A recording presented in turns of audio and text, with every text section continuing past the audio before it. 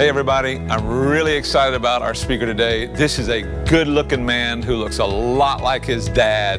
He's awesome. You're going to love him. His name is Garrett Huxford. Garrett is my youngest son. He grew up here at Compassion Christian. He is a son of Compassion Christian. He's got a wonderful wife named Megan and two beautiful children who are my grandchildren. And so you just are going to be blessed today to hear from one of my favorite people in the world. Garrett is youth pastor at Islands Christian Church out on Wilmington Island. He's been there for 4.5 years, doing an amazing job out there.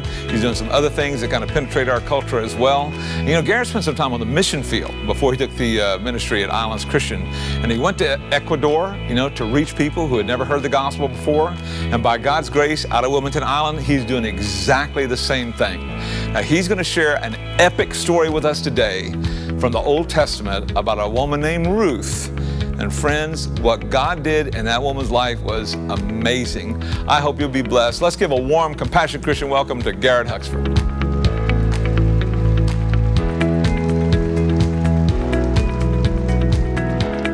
All right. Good morning. How are you doing? Did he have to show pictures of me when I was so skinny? Come on, Dad. Just to remind you, he used to be skinny. Well, I'm Garrett Huxford. I look like my dad, except I have hair. And hey, that's not fake, guys. Come on, don't laugh at my dad's bald spot. Now, I would like to say welcome to Compassion Christian Church. Welcome to those visiting us on the web and at our campuses around town.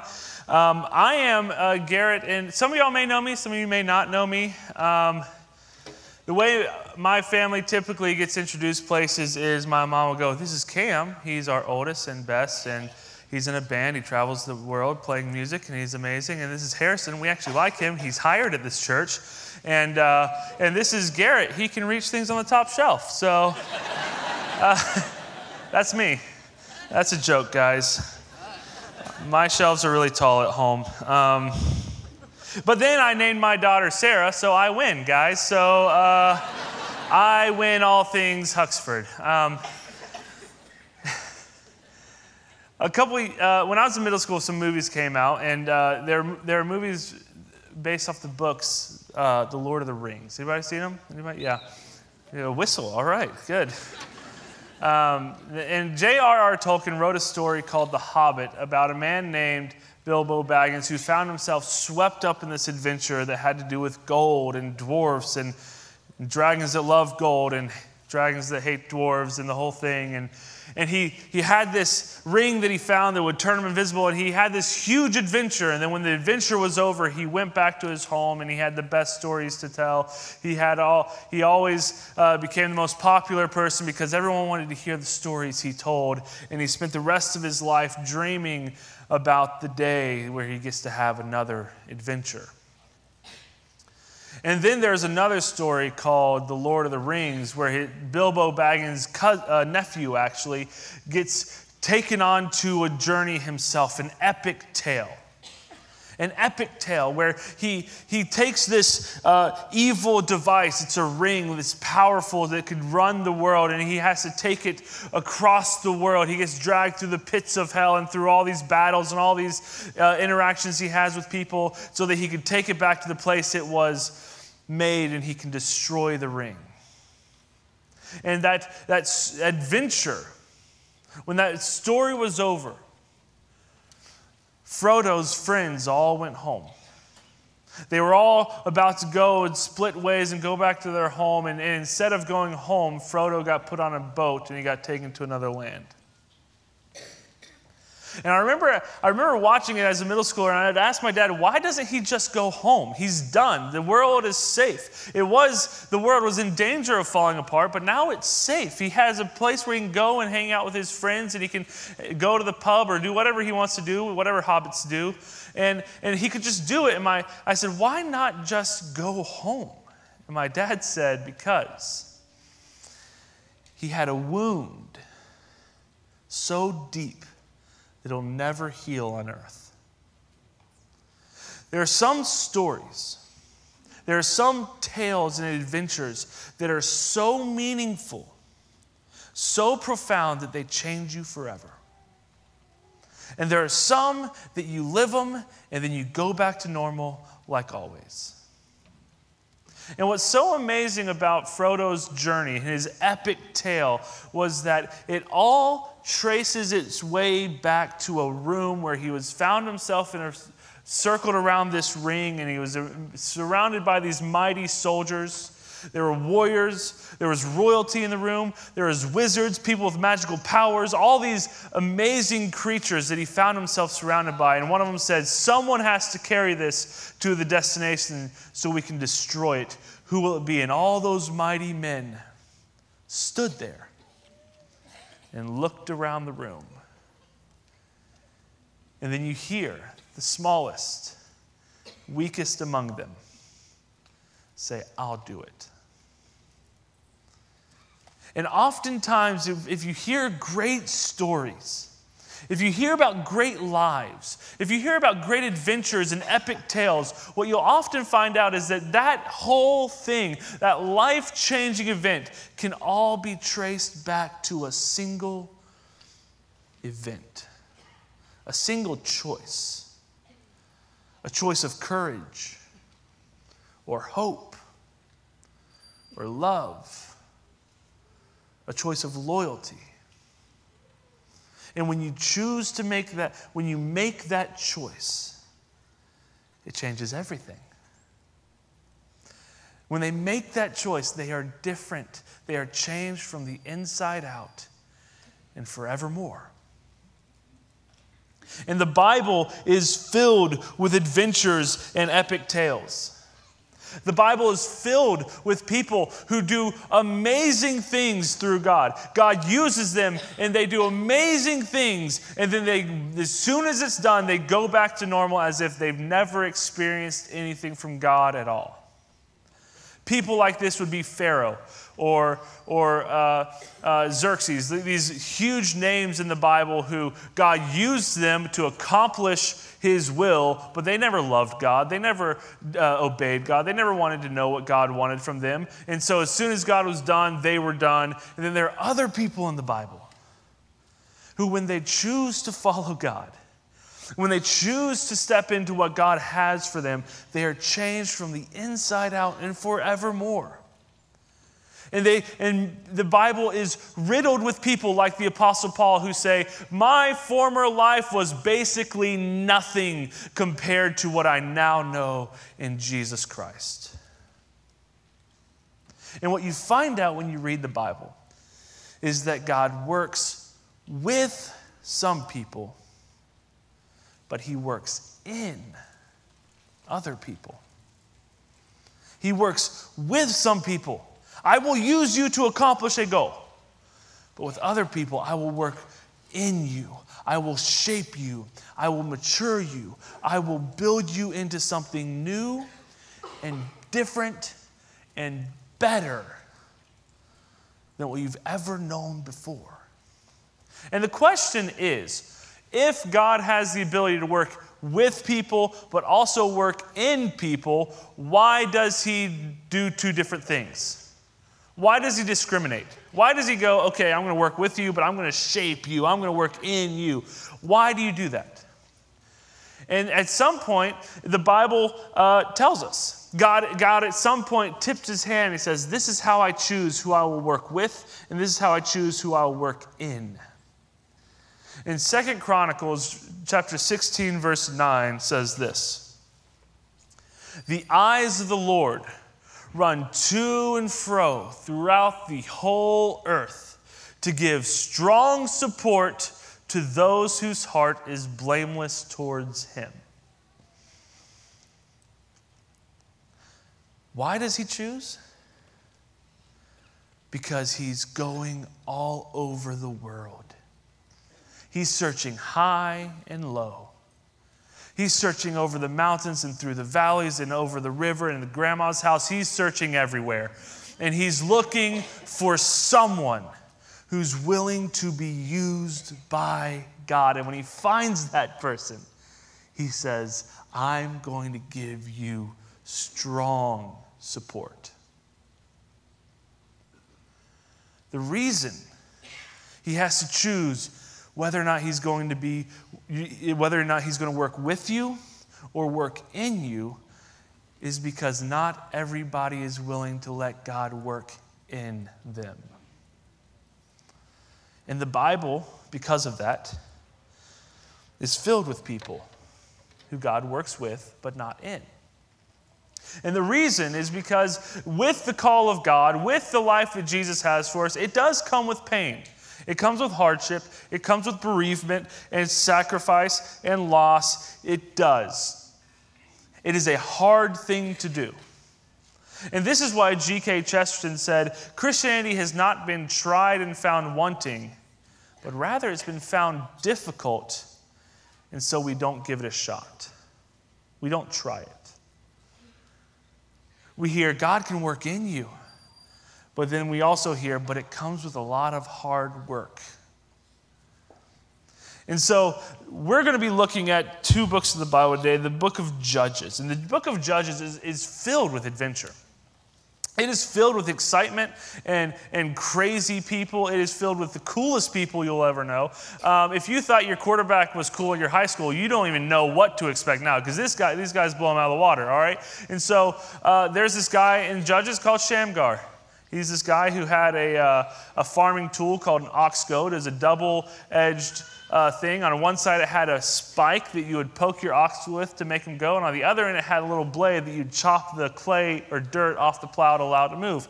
And the Bible says, with that double-edged, double-sided farm tool, Shamgar killed 600 Philistines in battle. That's crazy, right? And that's also the inspiration for Darth Maul's double lightsaber. Right? Judges is filled with these people. Darth Maul is the most biblical character in Star Wars. That's pretty cool. I mean, except for Luke being a Christ figure. But other than that, he's the most Christ, like person. Okay. There's also this guy named Ehud, who's a left-handed assassin. Am I right? And so he sneaks into the fat Moabite king's palace, and he gets into these personal corners, and he goes, hey, tell the king I have a gift for him. And the guy's like, sweet, I like gifts. And he gets in there, and he stabs him in the stomach, and the whole sword gets, swallowed up by his stomach. It's kind of gross, We know who I would be in that story. The left-handed assassin. Good. We're all on the same page. Good. I'm glad y'all agree with me. There are these crazy stories in the book of Judges. And they include Samson and Gideon and Deborah and all these people you've heard about. And you go, wow, those are all found in the same book. But there's something you have to know about the book of Judges. The book of Judges is one of the darkest periods in Israel's history. The people who lead the nation, the judges start out okay. But the world is so dark that Israel's stuck in this cycle they can't get out of. They would turn their back on God, which means they would go to sin and they would start worshiping other gods. And then this nation would come in and they would conquer them and they would oppress them for years. And then they'd cry out to God. They'd say, God, you've got to help us. They're oppressing us. And God would raise up this military leader called a judge. And the guy would run the bad guys out of town and they'd have peace for a little while. And then they'd turn their back on God and they'd get oppressed and they'd cry out to God and they'd have a judge, they'd get peace, and there's a cycle over and over. And the judges start out okay, but then they get worse and worse and worse. In fact, there's one judge who even participates in child sacrifice. Now, if you ever read that in the Bible, that's not the Bible condoning child sacrifice. Child sacrifice is absolutely reprehensible to God. It's a clue letting you know exactly how far people have strayed from God. The people who are leading the nation of God, people who are leading the Israel, the people of God, those leaders don't even understand the character of God. Their own God is a foreign idea to them. And you begin to wonder, why is it that these people are leading Israel and none of the Israelites are even batting an eye at it? How are they all okay with the fact that these awful people are leading their nation? And just when you're about to ask that question, the camera of the book of Judges pans out. And it stops focusing on the leaders, the national leaders. And it starts telling you stories about the people, the normal, everyday people of God. And there's a story about a guy who has his own personal temple to some Moabite or some foreign idol.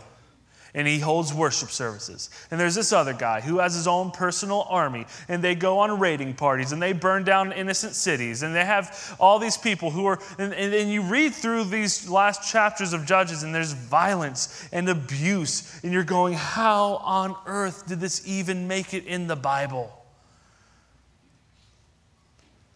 It's because they found a really dark moment in their history. And the reason their national leaders were far from God is because the nation itself was far from God. Now, this is a hypothetical situation. I don't think it's ever happened to us, but can you imagine a time in the political life of America where you thought, are these really the two best people we have to vote for? That hasn't happened to us yet, has it? No, okay. But I think the book of Judges would say, you might need to look at yourself on that question. What is it that we're doing that's allowing that to be what rises to the top?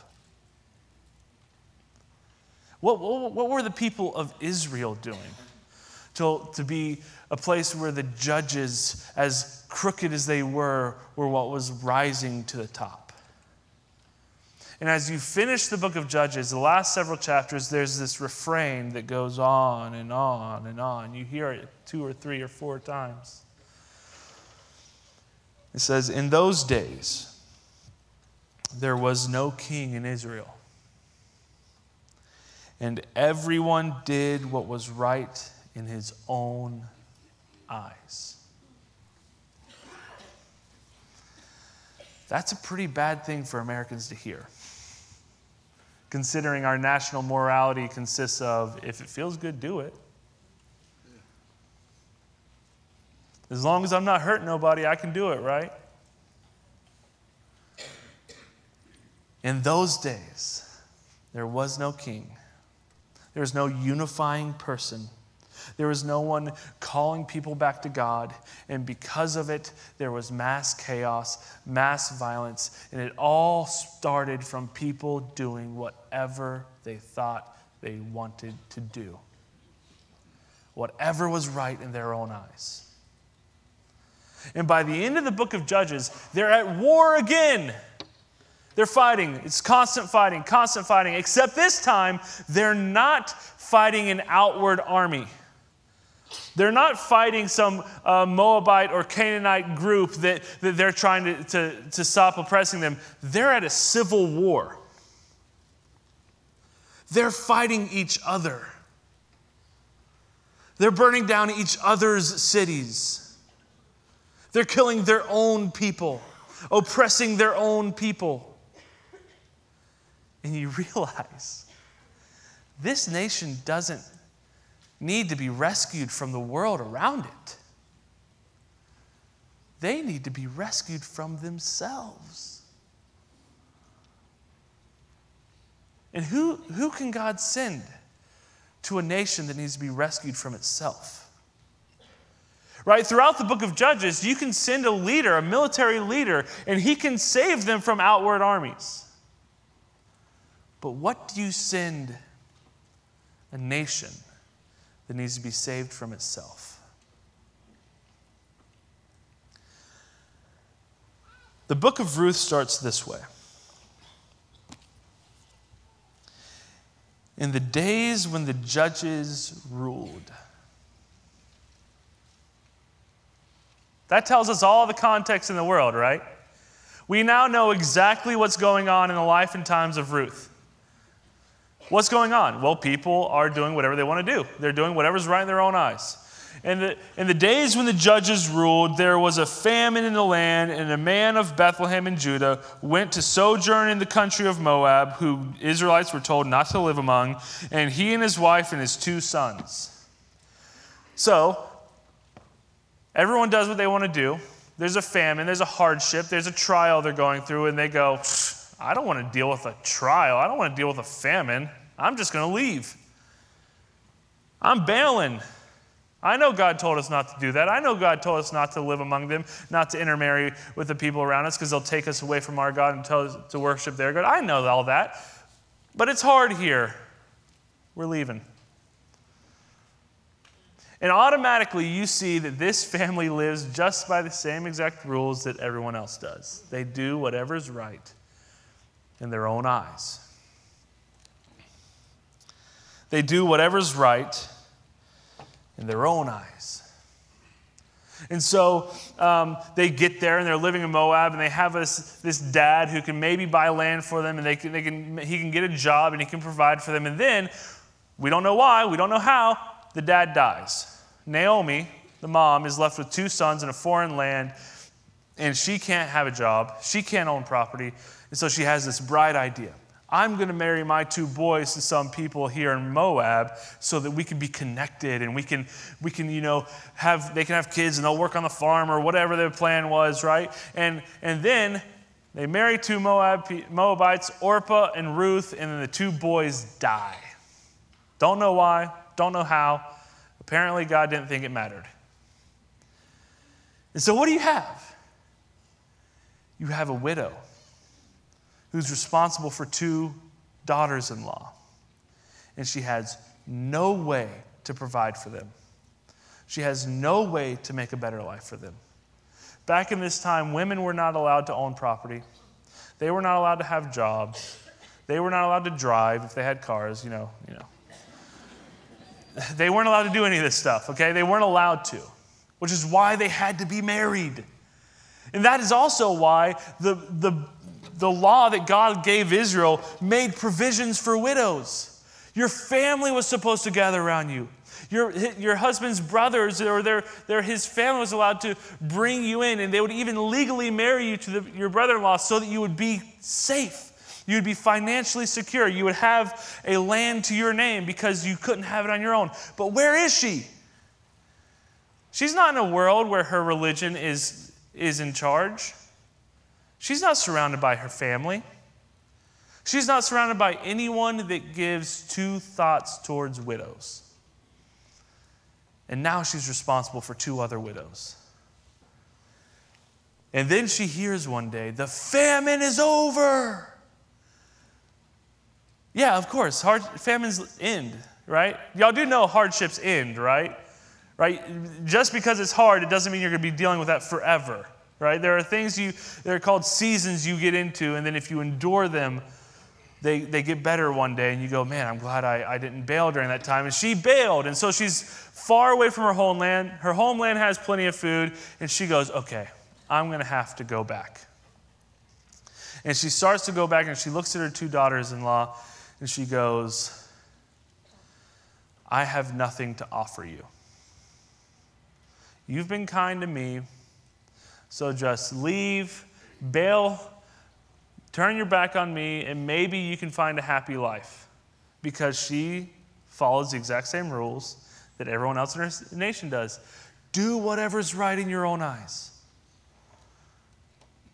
Bad things aren't supposed to happen to good people. You've been nice. Just go. By the way, bad things happen to everybody, good or bad. Good things happen to everybody, good or bad.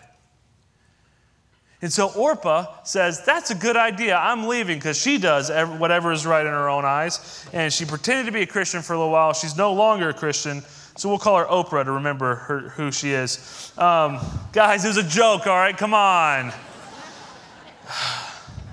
Oprah gets you in trouble every time. Okay. And it says that Orpah kissed her mother-in-law and split. But Ruth didn't kiss her. She clung to her. She grabbed a hold of her. She said, I'm not letting go. And I've heard it said that everybody needs someone who will not give up on them and will not give in to them. They will just stick with them. And she says, she looks at Ruth and she said, see, your sister-in-law is gone. She's gone back to her people and to her gods. So return after her. Do what everybody else does. If everyone on earth is doing it, it can't be that bad of a thing to do.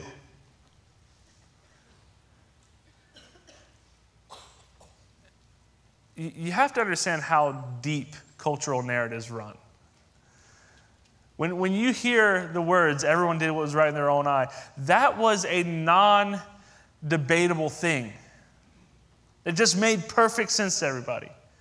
Just like for us, when you hear the words, hey, you got to be you. Do whatever makes you happy and is most true to yourself. That is such a baseline cultural narrative to us that when we hear it, even though it's untrue, it makes perfect sense to us because that's how deep cultural narratives run. And so she says, look, just go back. Do whatever you want to do. And this is what Ruth says. But Ruth said, do not urge me to leave you or return from following you. For where you go, I will go. And where you lodge, I will lodge. Your people shall be my people, and your God, my God. And where you die, I will die, and there I will be buried. And may the Lord do so to me, more and more also, if anything but death parts me from you. The NIV says it really clearly. It says, and may the Lord deal with me, may it be ever so severely. Ruth understands the consequences. She understands how important a vow or a promise is. And here's what's amazing.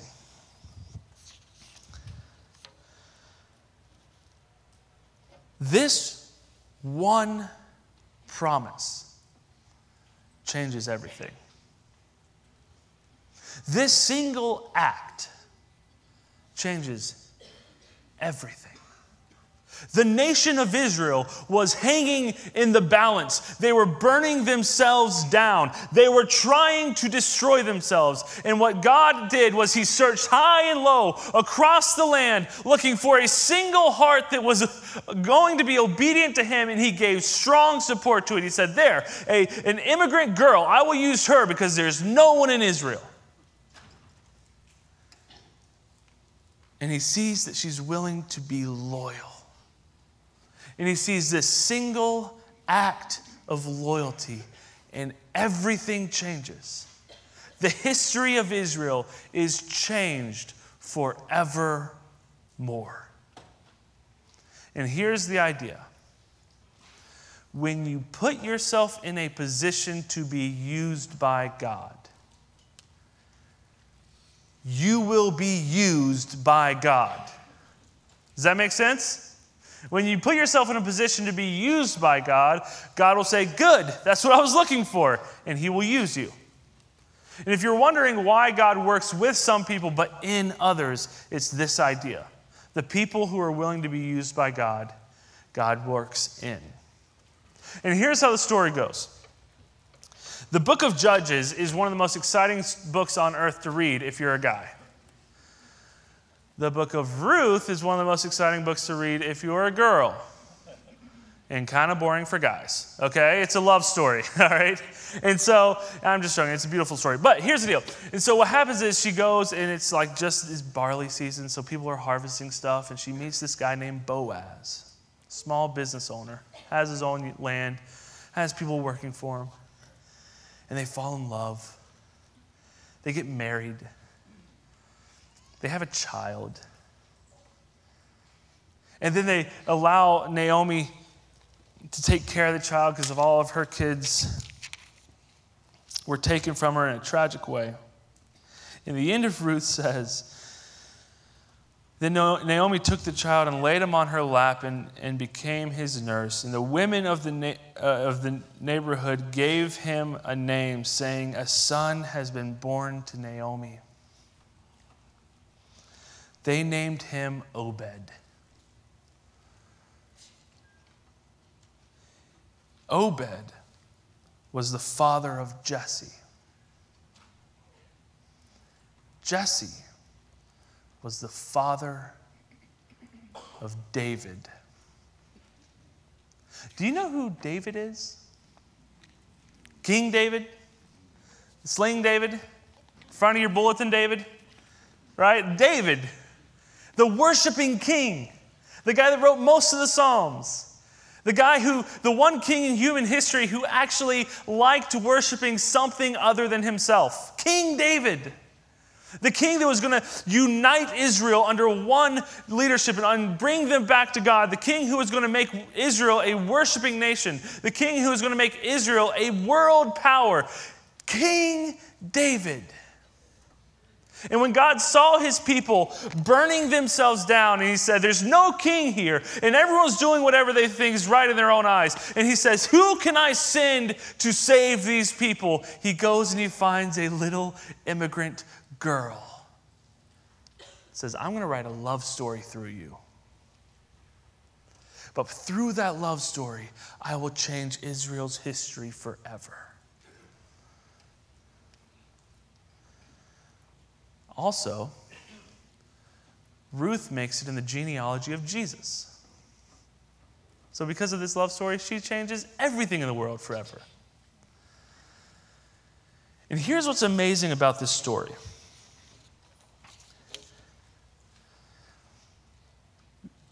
Without Jesus, without God, Ruth disappears into obscurity forever. We never hear anything about it ever again.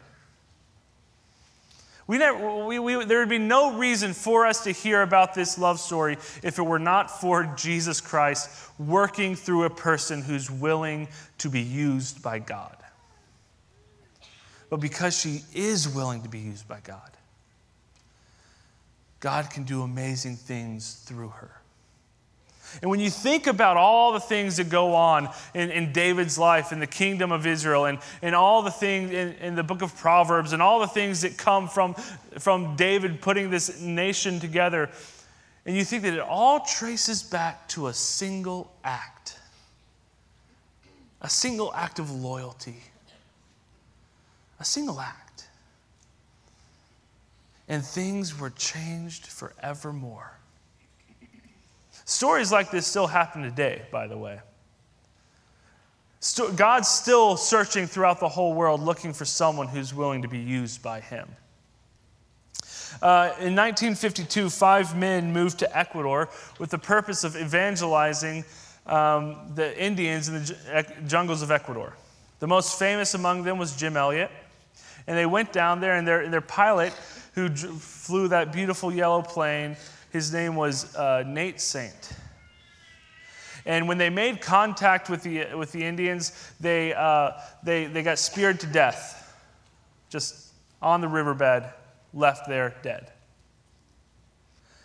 5 men had their whole lives ahead of them, just murdered in cold blood.